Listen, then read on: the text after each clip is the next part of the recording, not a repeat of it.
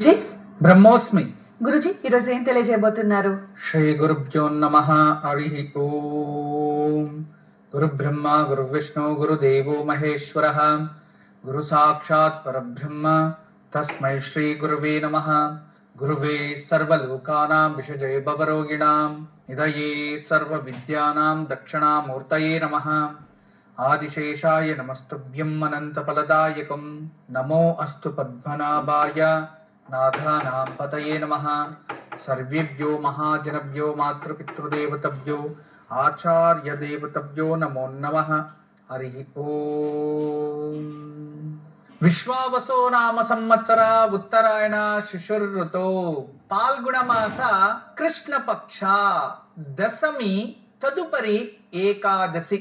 ప్రస్తుతం ఏకాదశిలో ఉన్నాం. ఇటువంటి సమయంలో శనివారం ఏకాదశి గడియల్లో అడుగుపెట్టాం. ఈ రోజు విశేషమైన నక్షత్రం ఉత్తరా పాత్రపద, అంటే సూర్యుడు అధిపతి. ఈ సూర్య నక్షత్రంలో శనివారం సూర్యవంశస్థుడైన రామనామం మహాయోగం మనకి. ఈరోజు ఓం రామాయ నమః అనే నామాన్ని జపించాలి. ఈ రోజు ఎవరైతే రామనామాన్ని జపిస్తారో మీ మనసు ప్రశాంతంగా అయిపోతుంది, ఏకాగ్రత పెరుగుతుంది. మీ జీవితంలో మీరు ఏదైతే గోల్ అనేది ఏం అనేది పెట్టుకుంటారో దాని వైపు మన మైండ్ వెళ్తూ ఉంటుంది. మరియు మనసులో ఎంత బాధ ఉన్నా దూరం అయిపోయి ప్రశాంతతని అనిపిస్తుంది. ఆ రామ అంటేనే ఏదో సంతోషంగా అనిపిస్తుంది. అది ఈ రోజున్న ఎనర్జీ. ఈ రోజు నక్షత్రానికి సూర్యుడు, సూర్య వంశస్థుడు శ్రీరాముడు. శ్రీరాముని నామము ఈరోజు మహామంత్రం మనందరికీ. ఈరోజు ఇంట్లో ఉన్న వారందరూ కూడా ఓం రామాయ నమః అనే నామాన్ని జపించండి.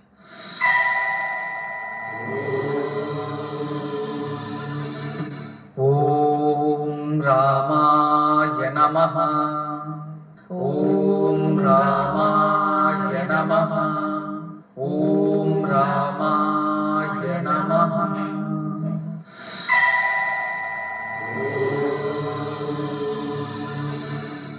జీవితంలో ఎప్పుడైనా ఏ సమయంలో అయినా సహాయం చేసిన వారిని మర్చిపోకండి. సహాయం చేసిన వారిని మర్చిపోతే దేవుడు మిమ్మల్ని మర్చిపోతాడు. ఎందుకంటే దేవుడు ప్రత్యక్షంగా రారు, పరోక్షంగా వస్తాడు. ఎందుకంటే ప్రత్యక్షుడు భగవంతుడు కనబడాడు, వేరే వాళ్ళ రూపంగా మన ముందు వస్తాడు. ఎప్పుడైతే సహాయం చేసిన వాళ్ళని మర్చిపోయారో ఖచ్చితంగా భగవంతుడు మిమ్మల్ని మర్చిపోతాడు. ఎవరికైనా మాటిచ్చి మర్చిపోయారో భగవంతుడు మిమ్మల్ని మర్చిపోతాడంట.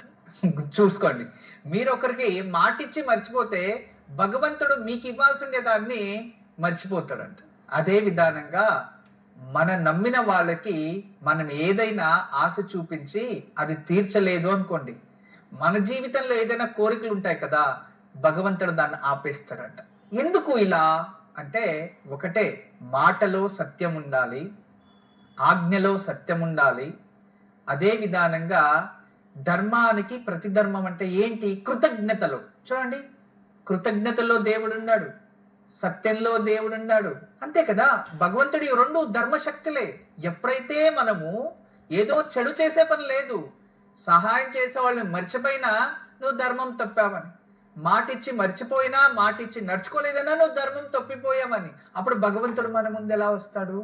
జీవితంలో ఎటువంటి కష్టకాలంలో అయినా, ఎటువంటి సందర్భంలో అయినా సహాయం చేసిన వాళ్ళని మర్చిపోకండి, దూషించకండి. మాటిచ్చిన తర్వాత మర్చిపోకండి, ధిక్కరించకండి. ఈ కాలంలో గుంతనక్కలు తెలుసు కదా, అలాంటి వ్యక్తిత్వము, అలాంటి జనాలు చాలా ఉంటారు. నక్క ఏం చేస్తుంది చెప్పండి?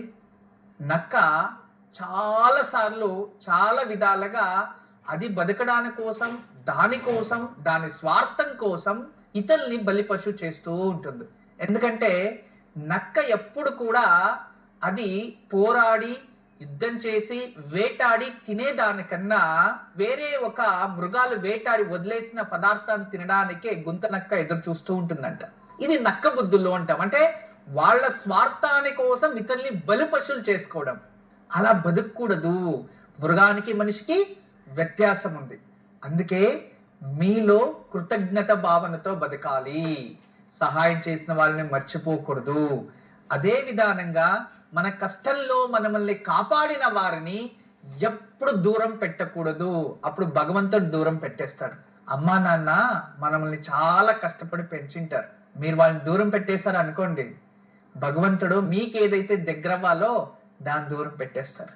ఆలోచించండి, ప్రశాంతంగా ఎందుకు లేకుండా బతుకుతున్నారని.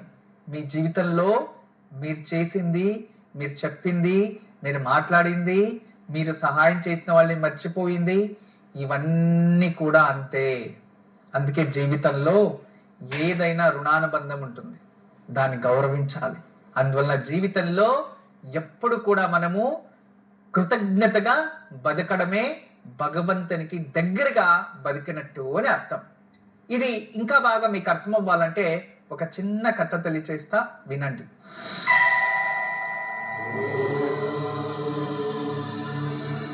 భగవంతుడు ఈ చరాచరాలకి సృష్టికర్త. ఆ భగవంతుని అందరూ వీక్షించలేరు, అనుభూతి చెందలేరు. కాబట్టే తల్లి తండ్రిగా భగవంతుని రూపంగా మనకి భగవంతుడిచ్చాడు. అందుకే మాతృదేవో భవ పితృదేవో భవ అంటూ ఉంటాం. వాళ్ళని పూజా భావనతో చూస్తూ ఉంటాం. చిన్న వయసులో వాళ్ళు మనల్ని చాలా ప్రేమ చూపించుంటారు, చాలా గొప్పగా పెంచుంటారు, చాలా ఆనందాన్ని, అంటే వాళ్ళ కష్టాలని మింగి మనల్ని పోషించుంటారు.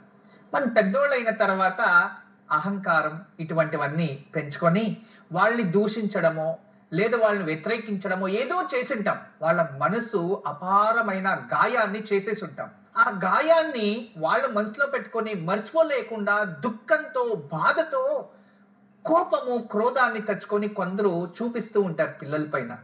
కానీ ఆ దుఃఖం, బాధ, క్రోధం రావడానికి కూడా మనమే కారణమై ఉంటాం.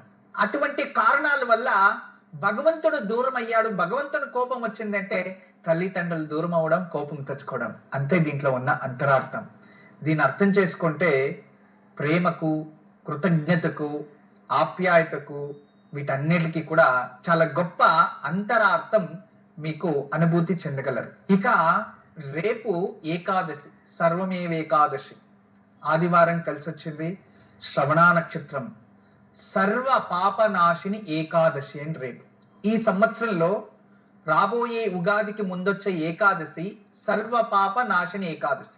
ఈ ఏకాదశి రోజు ఈ సంవత్సరం అంతా మీరు ఉపవాసం లేకపోయినా రేపు వచ్చే ఏకాదశి రోజు ఎవరైతే ఉదయం, మధ్యాహ్నం, సాయంత్రం త్రికాలంలో మహావిష్ణుకి తులసి అర్చన చేసి ఓం నమో నారాయణాయ అనే అష్టాక్షరి మంత్రాన్ని జపిస్తే సకల విధ సర్వ పాప విముక్తి అని, అంటే నాశని అయిపోతుంది. సకల విధమైన తెలిసి తప్పు చేసినా, తెలియకుండా తప్పు చేసినా, ఎటువంటి వారైనా, ఏ వృత్తిలో ఉన్నవారైనా, ఎవరైనా ఎటువంటి పాపము, ద్రోహము, భర్తకి మోసం చేసి ఉన్నా, భార్యకు మోసం చేసినా, తల్లి తండ్రికి మోసం చేసినా, పిల్లలకి మోసం చేసినా, ఇక వాళ్ళు ఎలా బతికి ఉన్నా ఆ కర్మని నివారణ చేసుకోవడానికి ఈ సంవత్సరంలో జరిగినది మాత్రమే ఆ ఒక పాపం దూరం చేసే ఏకాదశి రేపు.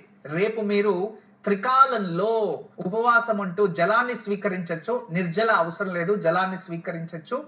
అవి స్వీకరించుకొని త్రికాలంలో ఉదయం, మధ్యాహ్నం, సాయంత్రం త్రికాలంలో నారాయణకి తులసి అర్చన చేసి నారాయణ మంత్రాన్ని జపిస్తూ ఉంటే, ఓం నమో నారాయణాయ అనే అష్టాక్షరి మంత్రాన్ని లేదా ఓం నమో భగవతే వాసుదేవాయ అనే నామాన్ని జపిస్తూ ఉంటే ఆ ఒక పాపం అంతా దూరం అయిపోతుంది.